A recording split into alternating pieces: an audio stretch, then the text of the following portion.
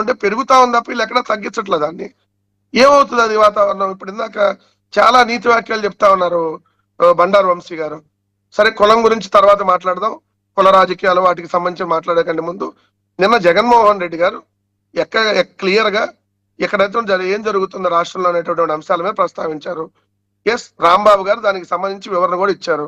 Sir, Rambabu గారు మాకప్పుడు నాకు 40 ఏళ్ల లోపు నా వయసు. రాంబాబు గారు 40 ఏళ్ల నుంచి రాజకీయాల్లో ఉన్నారు. 40 ఏళ్ల నుంచి రాజకీయాల్లో ఉండి 36 ఏళ్ల క్రితం ఆయన ఎమ్మెల్యేగా పనిచేస్తున్నాడు. మొన్న కూడా ఎమ్మెల్యేగా మంత్రిగా పనిచేస్తున్నారు. అనేక టీవీ డిబేట్లు, మాకంటే ఎక్కువ డిబేట్లు ఆయన పార్టిసిపేట్ చేశారు.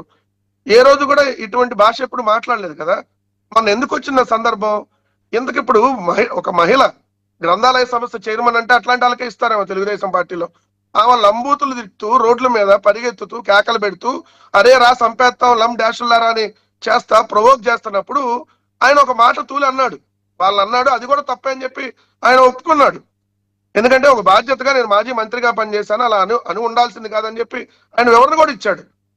ఇప్పుడు కానీ అంతమంది మన నాయకులు మాట్లాడి లోకేష్ ఇదే జగన్ గారిని ఉద్దేశించి లండన్ డాష్లను మింగటానికి వెళ్ళాడా అన్నాడు. ఎంత పెద్ద మాట అండి అది, ఎంత పెద్ద మాట.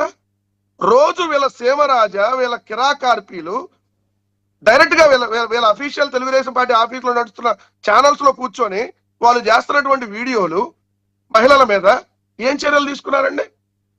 మరి ఇదే చంద్రబాబు నాయుడు గారు జగన్ గారిని పుట్టక ఉద్దేశించి నీ పుట్టక తప్పుడు పుట్టక అన్నాడు. ఎంతకంటే పెద్ద మాట ఉంటుందా ఇంకా? మరి మేము కూడా వెళ్ళాలిగా చంద్రబాబు నాయుడు ఇంటి మీదకి? లేదు, మేము కూడా లోకేష్ ఇంటి మీదకి వెళ్ళాలిగా. అయ్యన్న పాత్రుడు మహిళా హోంమంత్రిని ఉద్దేశించి సంభాష, లంభాష, ఇవన్నీ వాళ్ళు మాట్లాడినప్పుడు మరి మాకు కూడా రక్తం మరిగిపోయి మేము కూడా వెళ్ళాలిగా దాడులు చేయడానికి. కనీసం క్షమాపణ కూడా చెప్పాల. ఇంకొకనేమో బోషిడికే అంటే చంద్రబాబు నాయుడు గారు 2 రోజులు దీక్ష చేశాడు. ఎస్, ఇది కరెక్ట్ పదవే అని చెప్పి. మరి ఇవన్నీ వాళ్ళు చేసినప్పుడు ఎక్కడో ఒక మాట దొరికినప్పుడు ఎస్, తప్పుని తప్పేమైనా ఒప్పుకుందాం. అలాంటి భాష రాకూడదు ఎవరి దగ్గరైనా. అది అవతల నుంచి కూడా రాకూడదు కదా.